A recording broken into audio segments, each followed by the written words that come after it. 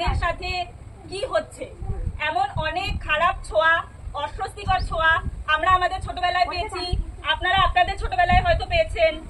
সেটা পাড়ার লোক, বাড়ির লোক, মানে যে কোনো জায়গা থেকে, ট্রেনে, বাসে, ট্রামে, নানা জায়গায় হয়, তাই তো? ছেলেদের সাথেও এটা হয়, মেয়েদের সাথেও এটা হয়। কোনটা ভালো ছোঁয়া আর কোনটা খারাপ ছোঁয়া, কোন ছোঁয়াটা অস্বস্তিকর আর কোন ছোঁয়াটা স্বস্তিকর, বোঝাতে পারলাম? স্থান যেমন আমাদের ব্যক্তিগত স্থান, এরপর আসছি আমাদের যোনিপথ ব্যক্তিগত স্থান, আমাদের পৃষ্ঠদেশ ব্যক্তিগত স্থান, এই সকল স্থানে হাত দেওয়া আমরা বলবে কোনগুলো খারাপ ছোঁয়া বোঝাচ্ছে আর কোনগুলো ভালো ছোঁয়া বোঝাচ্ছে। কেমন? ছোটরা প্রত্যেকে বলবে হ্যাঁ ভালো ছোঁয়া কোনটা, খারাপ ছোঁয়া কোনটা।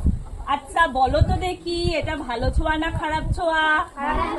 খারাপ ছোঁয়া। হাততালি, ঠিক বলেছে। হ্যাঁ এটা ভালো ছোঁয়া না খারাপ ছোঁয়া? খারাপ ছোঁয়া। হাততালি। ওরা কিন্তু বুঝতে পারছে, ওরা কিন্তু প্রত্যেকে রেসপন্স করছে। যদি আমাদের সাথে এইরকম কিছু হয়, আমাদের সাথে যদি এইরকম কিছু হয়, আমরা কাকে জানাবো? মাকে, বাড়ির লোককে, মাকে, বাবাকে, বাড়ির লোককে জানাবো। আমরা করবো সবাই একসাথে কি করব? আরো জোরে কি করব? মনে থাকবে সবার?